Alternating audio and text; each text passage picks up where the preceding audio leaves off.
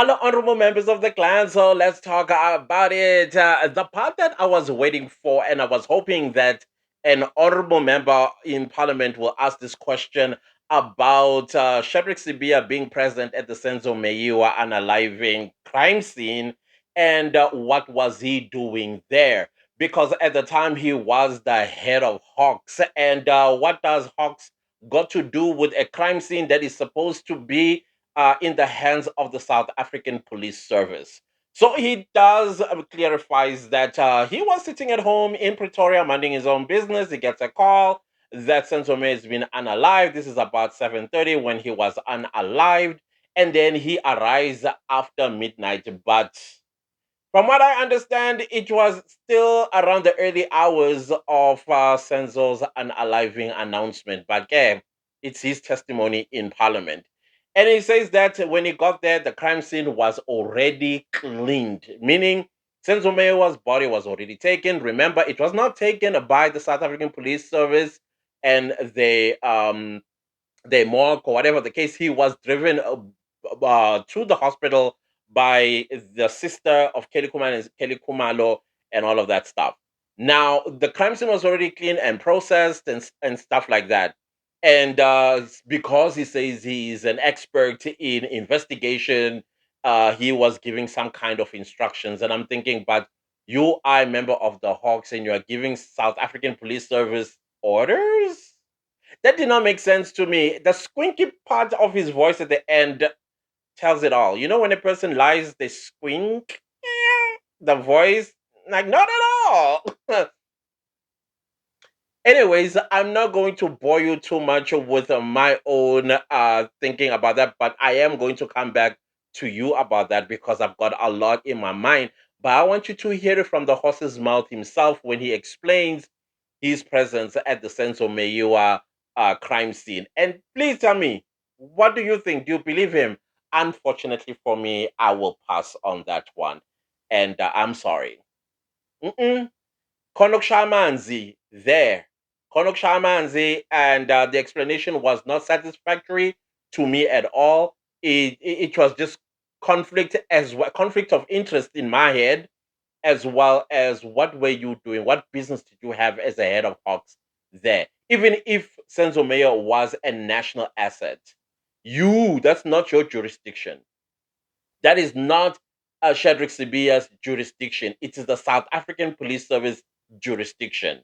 Unless the South African Police Service comes to the Hawks and say, hey, we would like you to assist us with your expertise in this matter that just started. And I think already, there's so many things that we've heard in the Marata's courtroom that is now kind of like contradicting some of the facts that are presented in that courtroom. But hey, we shall talk about it in another video. This one, I want you to hear it from the horse's mouth, and here he is. And I'll see you later. Goodbye. General, let me come to the issue as well, which you are being accused of for many years. When Senzo Meyiwa was killed, did you went to the scene? I'm actually happy that I'm being asked on the issue of Senzo Meyiwa, and it's an issue that I wish I could spend time on it to clarify so that finally South Africans can get to hear the truth. And allow me, Chair, to deal with this Senzo Meyiwa issue. When Senzo Meyiwa, after Senzo Meyiwa was killed, I was the head of the Hawks in Gauteng. I was at home in Pretoria. I got a call from the acting provincial commissioner, who was General Musikiri at that time. I was at home at night. I didn't even know about the shooting. And it was around about 11 at night. And remember, Senzo was killed after 7:30, around about 7:30, early evening. And what I had to do as the head of the Hawks was to call a team to say, let's meet there. It's just like when a serious crime has been committed, we move, we go there. And what happened there is that as we moved, all of us, we got there, I ran straight to hospital. And simply because of the fact Senzo Meyiwa is a national key point. It's a national asset. It's not ordinary member where someone can say someone has been gunned out, then as the head of the house, I'll also go there. But because it was a national goalkeeper, we all had to react, and we went.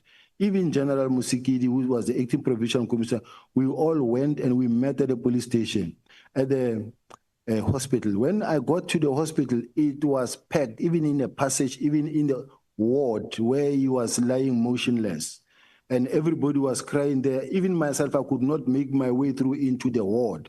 I saw him lying inside there, but from outside the ward.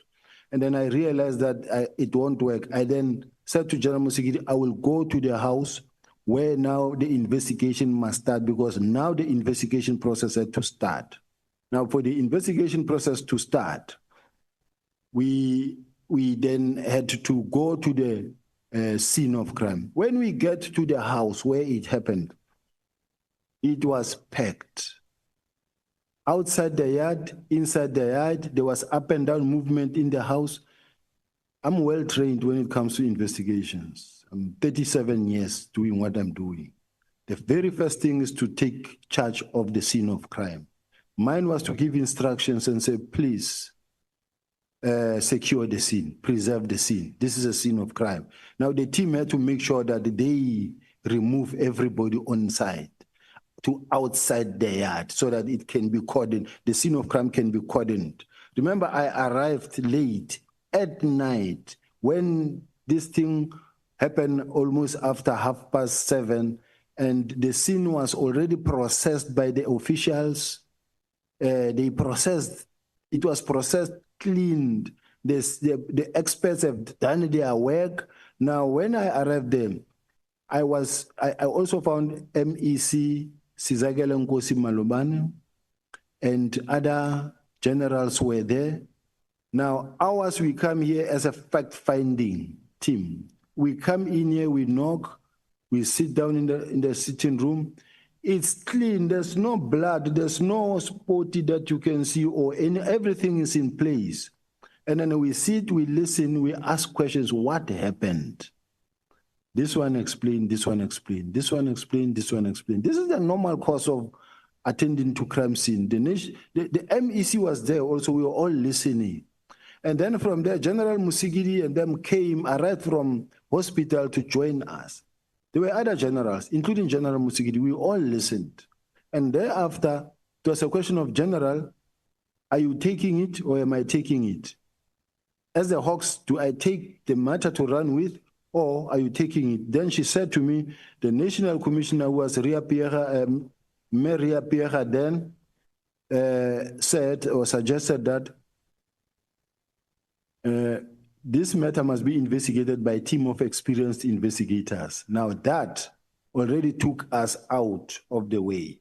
Now we stood by when they made a press conference, a press briefing at that time that says, there will be a team appointed to investigate and will run with this matter. We were standing by, no longer involved in the case. That is why even today, when this matter has been testified, I haven't submitted a statement.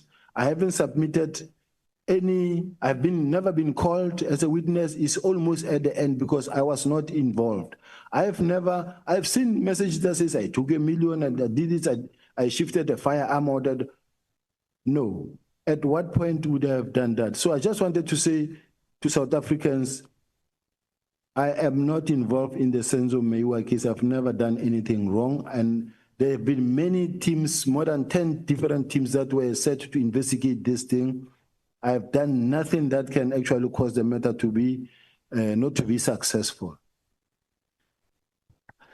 Thank you, Chair. I'll just give one because there's a warning already there, a red light before my colleagues takes over. The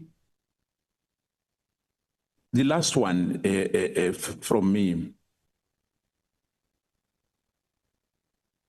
Unfortunately, other issues are still under investigation, because you said you are like a specialist, an expert when it comes to investigation. Because I don't want to eat time for my colleague. Can you confirm yes or no on the matter that that scene was not contaminated by your presence? Not at all. It was never communicated by my presence. When I arrived, it was a done deal already. It was cleared. It was I mean, when you arrive and already it's trampled upon by many people, I was very late when we come there myself. So were you the first person who arrived at the scene? Not at all.